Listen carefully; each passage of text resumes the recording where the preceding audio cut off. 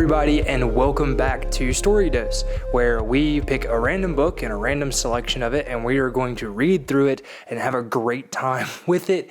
Like I said on the first episode, this is something that I do with my friends all the time. Stuff that inspires me or stuff that I find really cool or beautiful. I like to share that with them, and now I get to share that with you. So I hope that you guys enjoy this. Some of the books that we cover on this are going to be covered on the Chad Garrett show in a lot more depth. I know I have intentions of reading passages from the Lord of the Rings. I bring that up because it's an introduction to our passage for today. Today we are actually reading Tolkien, but not the Lord of the Rings. We are reading the Lay of Aotrou Itroun because Tolkien doesn't know how to freaking write normal names. This was Tolkien's stab at epic poetry, and it's really beautiful. The general gist of this is that a lord can't have children, and the measures that he goes through in order to try. As I talk about on the Chad Garrett show a lot, family is one of the most important things. Continuing your legacy is extremely important.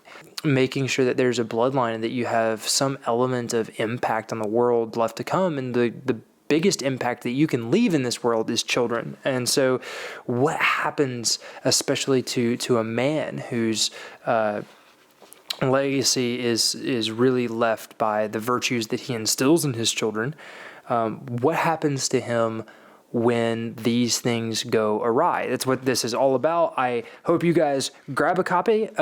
It's really thin. It's not that long, so have a good time with it. I'm actually going to start at the very beginning of this, and we are going to read through a couple lines, and I'll let you know when we stop or where we stop at. So here we go. This is the Lay of Aotrou Itroun as published in the Welsh Review.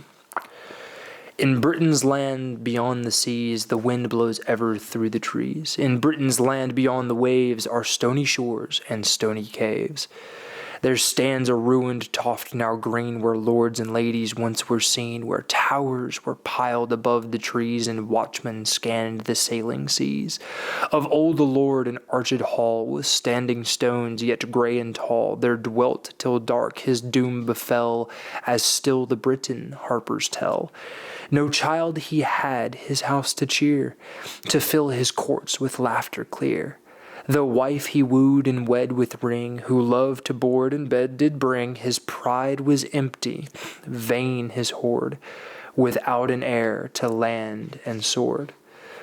Thus pondering oft at night awake, his darkened mind would visions make of lonely age and death his tomb, unkept while strangers in his room, with other names and other shields, were masters of his halls and fields. Thus counsel cold he took at last, his hope from light to darkness passed. A witch there was, who webs could weave to snare the heart, and wits to reave, who span dark spells with spider craft, and as she span she softly laughed. A drink she brewed of strength and dread, to bind the quick and stir the dead. In a cave she housed where winged bats were harbored sought, and owls and cats from hunting came with mournful cries, night stalking near with needle eyes. In the homeless hills was her hollow dale, black was its bowl, its brink was pale. There silent on a seat of stone before her cave she sat alone. Dark was her door, and few there came, whether man or beast that man doth tame. In Britain's land beyond the waves are stony hills and stony caves. The wind blows ever over hills, and over caves with wailing fills. The sun was fallen low and red behind the hills, and day was dead, and the valley formless lay, the misty shadows long and grey.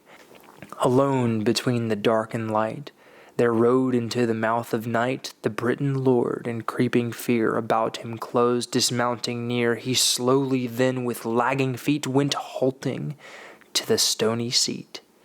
His words came faltering on the wind, while silently sat the crone and grinned. Few words he needed, for her eyes were dark and piercing, filled with lies, yet needle keen, all lies to probe. He shuddered in his sable robe.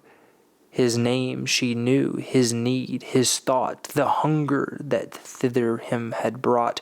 While yet he spoke, and she laughed aloud, and rose and nodded, head she bowed, and stood into her darkening cave like ghost returning to the grave. Thence swift she came. In his hand she laid a phial of glass so fairly made, 'twas wonder in that houseless place to see its cold and gleaming grace. And there within a philtre lay, as pale as water, thin and grey, that spills from stony fountains four, in hollow pools and caverns hoar. He thanked her trembling, offering gold to withered fingers shrunk and old. The thanks she took not, nor the fee, but laughing croaked, "Nay, we shall see. Yet thanks abide till thanks be earned. Such potions oft, men say, have burned the heart and brain, or else are not only cold water dearly bought. Such lies you shall not tell of me, till it is earned I'll have no fee. But we shall meet again one day, and rich reward then you shall pay whate'er I ask. It may be gold, it may be other wealth you hold. In Britain ways are wild and long, and woods are dark with danger strong.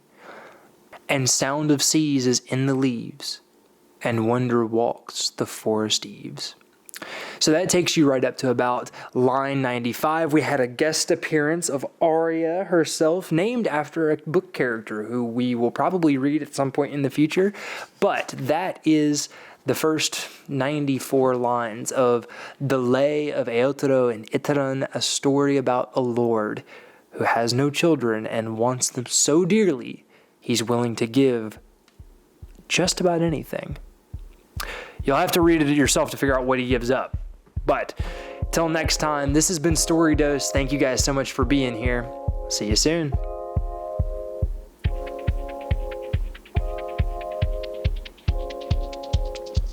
You're a nerd.